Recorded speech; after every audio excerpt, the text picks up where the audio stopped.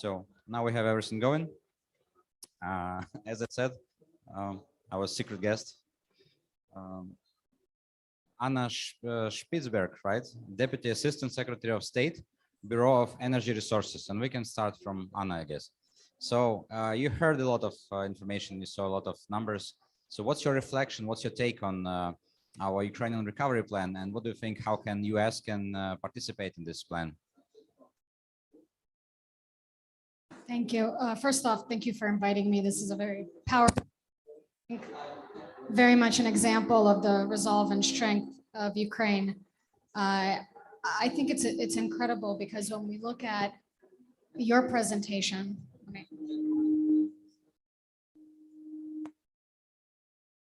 test. There we go.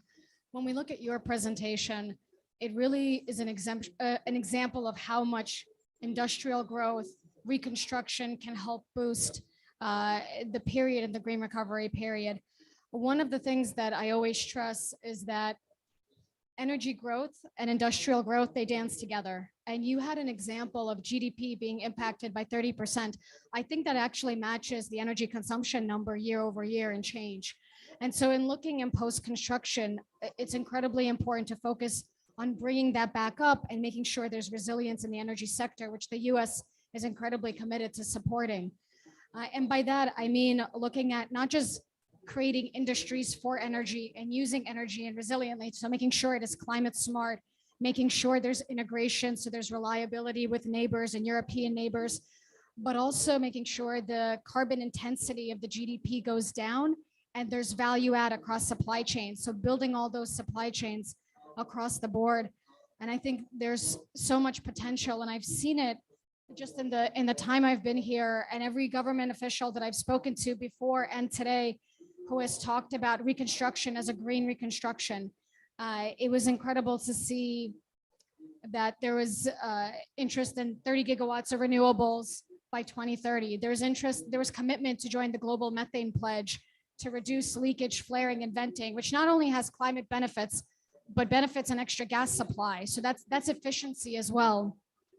And then I don't know how many folks caught that Special Envoy Kerry and Minister Galushenko launched and committed to a partnership for a pilot for small modular reactors for hydrogen and ammonia production. So there's this thought toward the future that is really incredible. I'm actually just literally sitting here across a quote from President Zelensky saying we will become a green energy hub. And for the United States, we want to be supportive of Ukraine's vision. We have given about 160 million in technical support over the last 8 years. After Russia's military escalation and aggression, 115 million was made available for emergency supply and also integration with Europe and looking at security overall. But our eye is toward the future. We very much want to make sure we help build this incredible resilient future that Ukraine sees for itself. Thank you very much, Anna. US is definitely one of the largest supporters of Ukraine, if not the largest. In terms of, I guess, humanitarian aid, it equals to EU support to Ukraine, but in terms of military, you like way above what we get from our European allies, but we get more and more from them, which is a good point. So now let's switch to civil society sector. And Svetlana, what's your take on Ukrainian recovery? In recent years, like we see a larger and larger involvement of civil society sector into recovery process. Yes, thank you so much, Kirilo, and everyone here. I don't know if you can hear me, but I will try to do my best. So first, it's very clear that we all are united in a big dream to rebuild Ukraine green on renewable energies that does not kill anyone. But for doing that, we need definitely to end fossil fuel addiction, global fossil fuel addiction that feeds Russia's war machine right now. Because the war is still waging on, and we have to keep this in mind, that the sooner this war is over, the sooner we all can live in peace and develop renewable energy, because renewable energy is energy of peace and freedom, as we all know. And I would like to just to zoom into the European policies, because we've been speaking today largely about the European Green Deal, which is essential document, how we expand and how Ukraine as a candidate to the European membership could basically become a part of it. And the first, I think the EU must end the dash for gas, because it's not the way how we achieve the energy independency and how we ensure energy security across Europe. Ukraine is the largest European country, and climate neutrality, which is foreseen by European Green Deal, would never happen with no Ukraine included. We have to remember this. And we demand here, after this reflection, I have to say that yes, our decline in economy is huge. Decline in European economy is so small that they even won't notice that. So they have a moral obligation to end the dash for gas and to, for example, they still increase the LNG imports from the war began for 46%. They still buy fossil fuels from Russia. We appreciate their help, humanitarian help, the help for rebuilding, but we must understand the new world is not possible with fossil fuels. And with so much hope as a civil society that remarkable fight of Ukrainians for our freedom may lead us to what climate scientists told us we must do, to stop burning oil, gas, and coal now. And we also must stop all public and private investments into gas and fossil fuel infrastructure, including during Ukraine rebuilding. It's essentially important for us that we create a global showcase of Ukraine being transited and rebuilt in renewable energies. And we inspire the energy transition globally.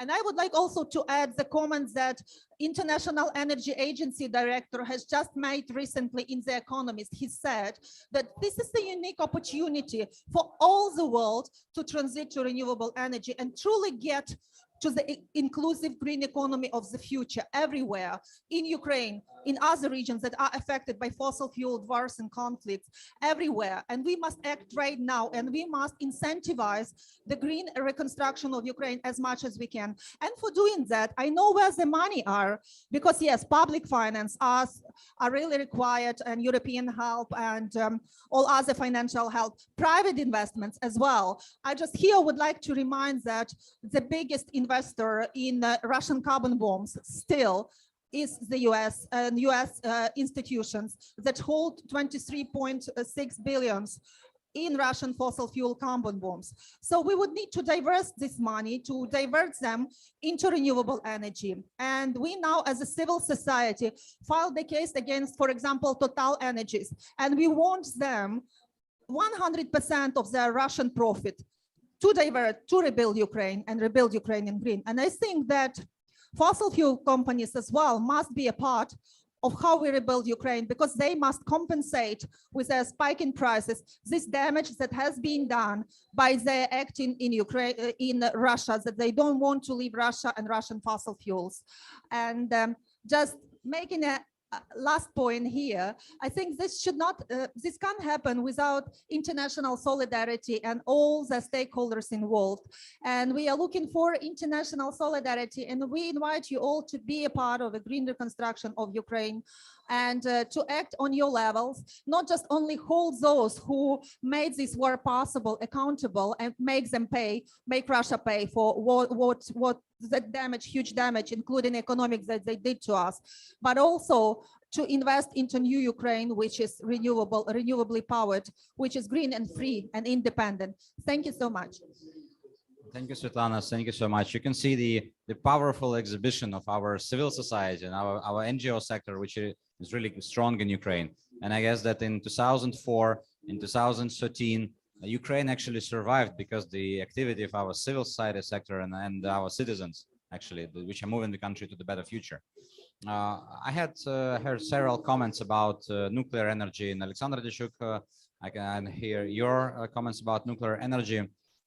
And I will probably ask Svetlana, how do we balance renewable development and nuclear energy, and what's ministerial view on that? But before that, I want to comment that just like a couple of days before the war started, the large-scale invasion started, we internally agreed on the physical energy balance in Ukraine.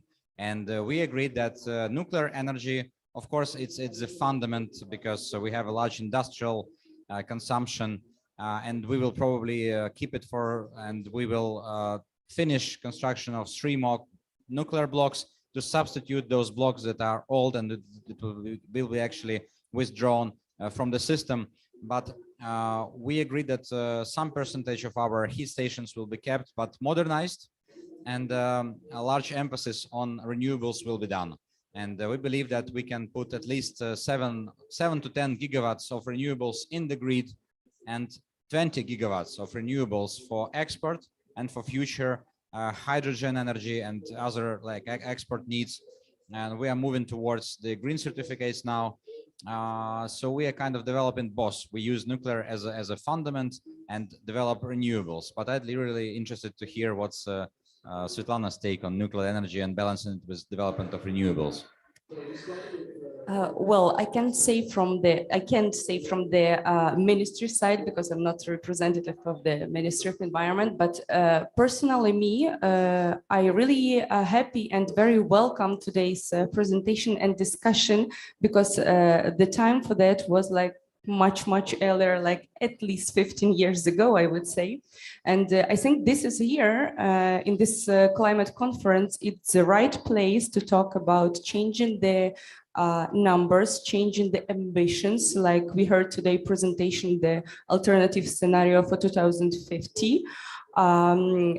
This is a time to talk about it, and also for calculations, because from one side, we should be ambitious, but we can't put numbers without background, without calculations, without all the risk assessment analysis and possible ways for energy security for Ukraine. But the funny thing and the most important thing that we are going to European Union. We aiming to Green Deal. So all the discussions sort of replaced in other level. So if before the war we could fight inside the country because we are a democratic country, so we there are the fights on this and discussion on this topic of energy security and balance between renewable, nuclear, coal plants. That was about, let's say, prolonging of the life cycle of what exists. But in this situation, which war caused, where so many power plants are damaged and destroyed, we talk not about how long we can prolong. We are talking about what new we can build, how fast, and how green it can be, and basically where to take your money, where to pull all the resources to achieve the goals. So in my point of view, this is the time to talk about new numbers, to establish new goals, but there should be like very clear base, evident base and calculations, I mean. And just to finalize, there are many, as you know, in Ukraine, streams going on to discuss the future of energy security, including energy power, including nuclear power. And in a recovery plan in the chapter of energy, we saw like certain keystones, which maybe Ministry of Environment were not much agreed, and they were like very heavy for society discussions.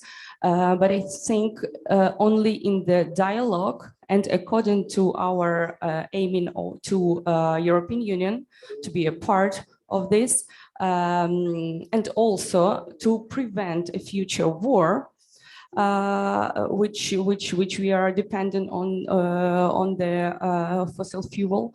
From these points as a base, we need to move forward and find consolidated solution for energy security. Thank you very much. I want to address the audience. If you have any questions, you can just raise the hand. I'll pass you the mic, and we will allow our speakers to comment on that. If you have those questions, just raise a hand. Oh, you already have. Okay.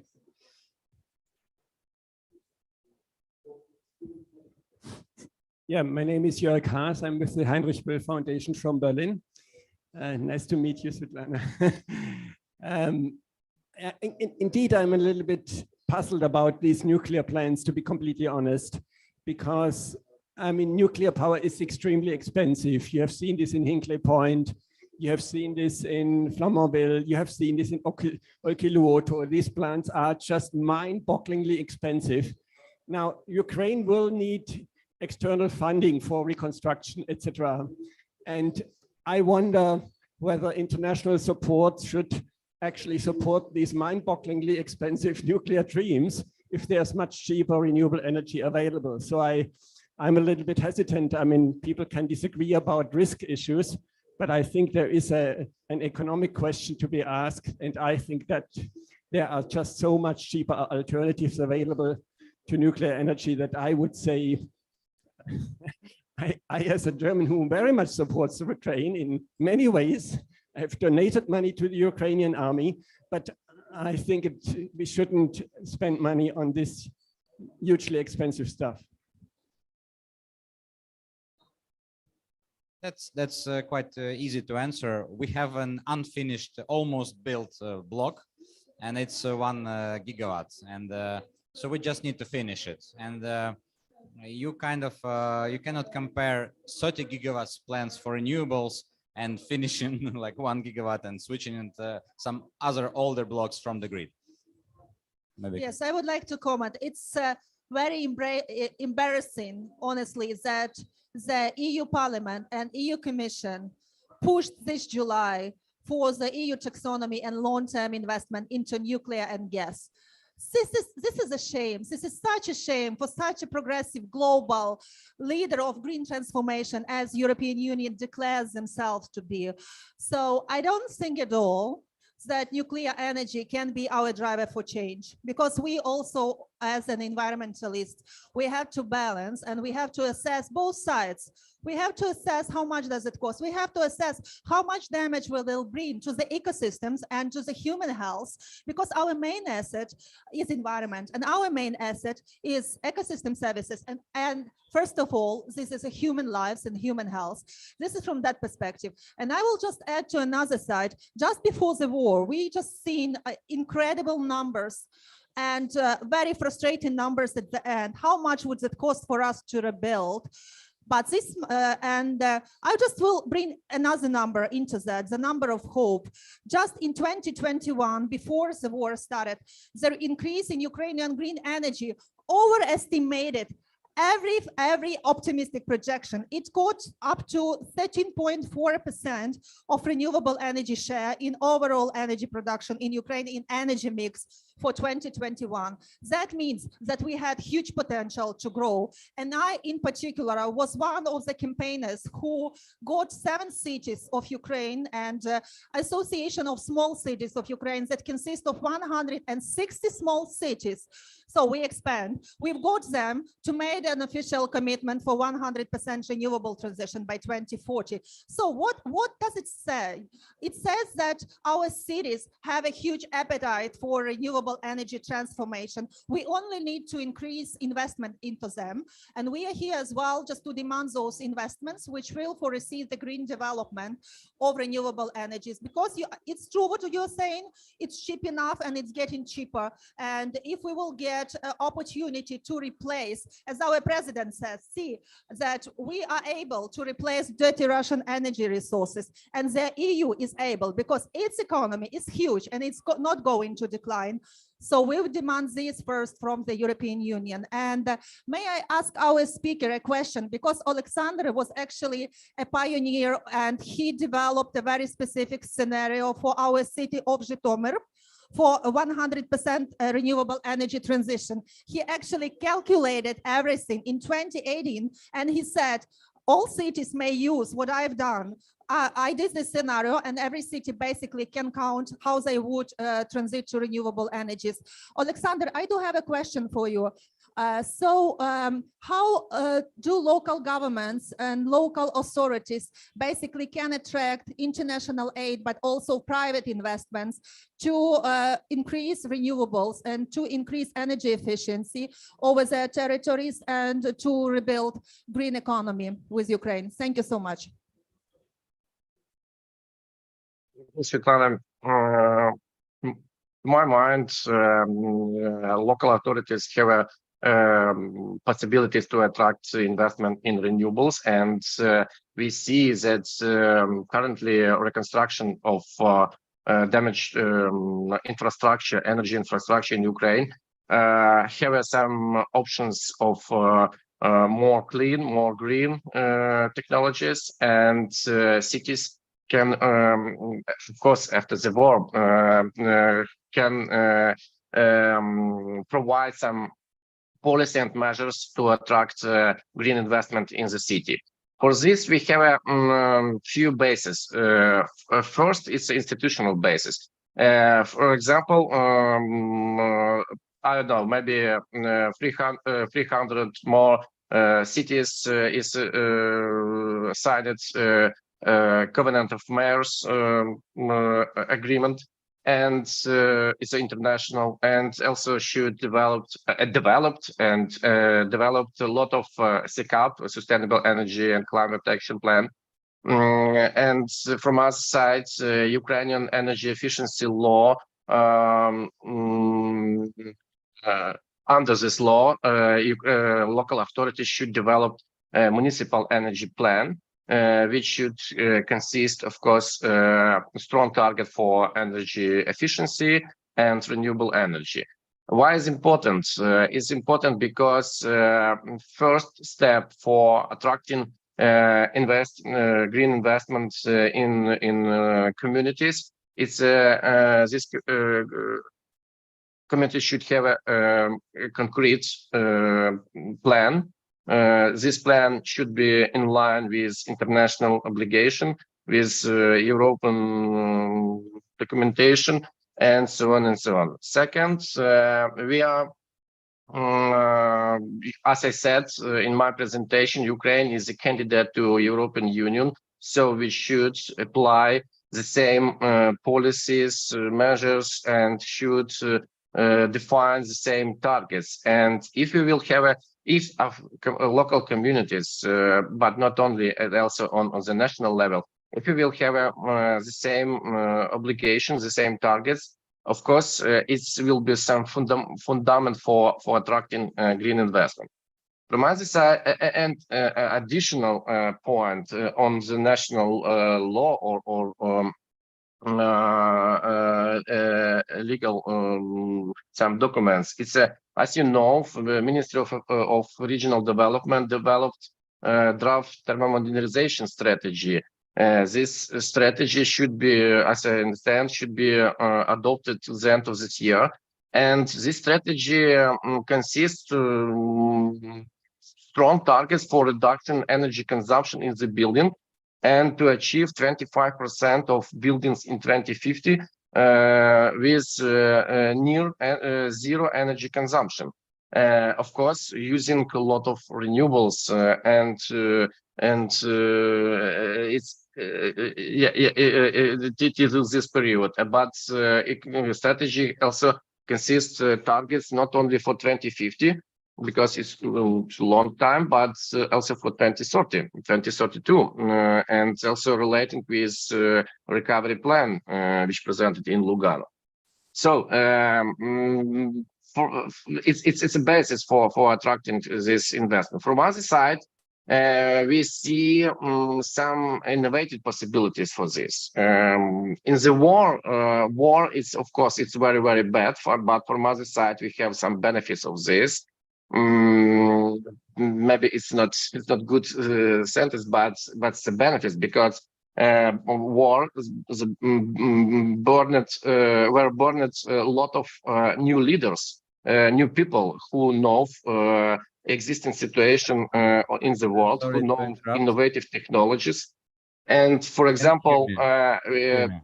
I know that you yeah, have a lot just- of insight regarding our recovery, but I can see our guest. I can see Oksana Alieva here, who joined us, and we have been waiting for you.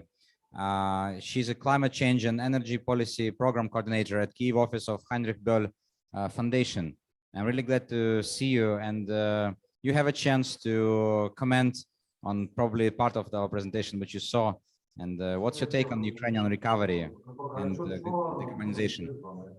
Thank you, Kirilo. Long time no see, but at least we can meet with you in a such way. But I was in Sharm el-Sheikh for COP previous week, so I just 2 days as left, and I can feel your pain with those technical issues with sound in the pavilion. But nevertheless, I'm so happy to be here with you. I was following the discussion from the very beginning, and I'm actually very happy that at this stage we entered more detailed discussion about the green recovery, because I do believe that we are at the stage when we are ready for more detailed discussions, not talking about that like recovery in Ukraine is planned in a green way. And this is what we often heard, but we do not see this actually happening at the sectoral policies at the different sectors of Ukrainian economy. And if we are now discussing already the energy sector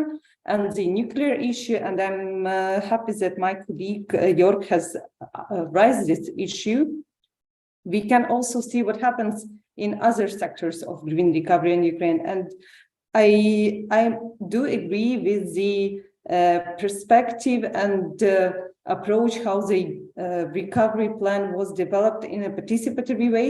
But what we have at the final end, that those 23 or 24 policies, they do not contain actually decarbonization or climate as a cross-cutting theme, because implementation gap, which is motto of this COP27, is also true for Ukraine, unfortunately. And we do see that those big promises and pledges on green recovery, on decarbonization, unfortunately, at this stage are at the very overarching level only, but they are not streamlined into the sectoral policies. And this is what we need to do.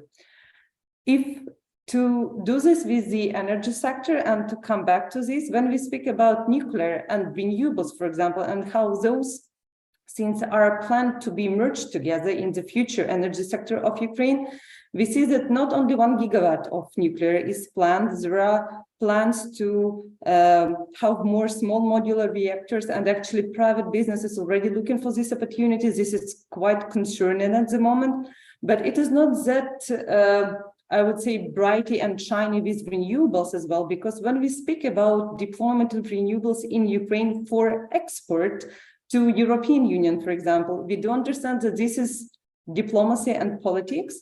At this stage, when we ask European Union to impose sanctions on Russian energy sources, for sure we need to provide something in exchange, like renewables. But when at this COP in particular, I've heard plenty of times that Ukraine has a lot of land to develop renewables, to export them to European Union, or to have renewables in Ukraine to produce green hydrogen and to export that to the European Union. This is about establishing new neo-colonial relationships. And we are actually not about to do this, because we do not want this to happen. World at this COP sees need for deep transformations of those trade relationships as well. And this is an African COP, and there are a lot of talk about colonialization, and that those countries need to be subjects, not only objects in this discussion. And Ukraine, when it comes to renewables, for example, and green hydrogen, is often treated as an object of the discussion, not as a subject. And I see that we need to shift this. For example, we can't develop renewables in Ukraine to export hydrogen when domestic energy sector of Ukraine will be not decarbonized, for example, or heavily reliant on import of nuclear fuels. This is not the energy security we would like to see in Ukraine. And coming to my final point, I do see that at this COP, many countries actually compete who feels worse. So which country is in worse circumstances, they really try to show how bad they feel at the moment to have more resources. And this way that will not lead us to a better outcome in the context of energy transition and socio-ecological transformation. And I do believe that despite that it is war happening in Ukraine right now, Ukraine should be not only victim and not only the object of future negotiations about green recovery that claims for need for new finances and investment, but should step actively into these processes and propose and promote the most sustainable and the most environmentally suitable modes of future development. And this will be true if climate change and decarbonization mainstream through all sectors, as well in transport, energy, industry, and first of all focuses on the needs of internal decarbonization, not only speaking about that it is necessary only from perspective of EU association, but will consider its own benefits if we are on the way of environmental modernization and decarbonization. Thank you so much. Thank you, Oksana. So we are running out of time for our event, but as you probably saw, all our stakeholders in Ukraine, they are totally ready, I guess, for green transition and for modernization of our economy. And you heard that all the discussion is built around how to build Ukraine better. Just an example that those large metallurgy plants like Azovstal in Mariupol, the plans of the company, from what I heard, is to rebuild that factory using new green steel, new hydrogen technologies. We heard a comment from Anna that Ukraine can be a real hub in exporting green energy. We heard that our civil society sector is totally ready to support green transformation. And I want to use this chance to thank you to all our participants of this panel, of this event. I want to thank those country partners that support Ukraine in our endeavor. We are totally sure that we will win. We will win soon. We are winning already, and we will build a better Ukraine together. Thank you very much. Goodbye.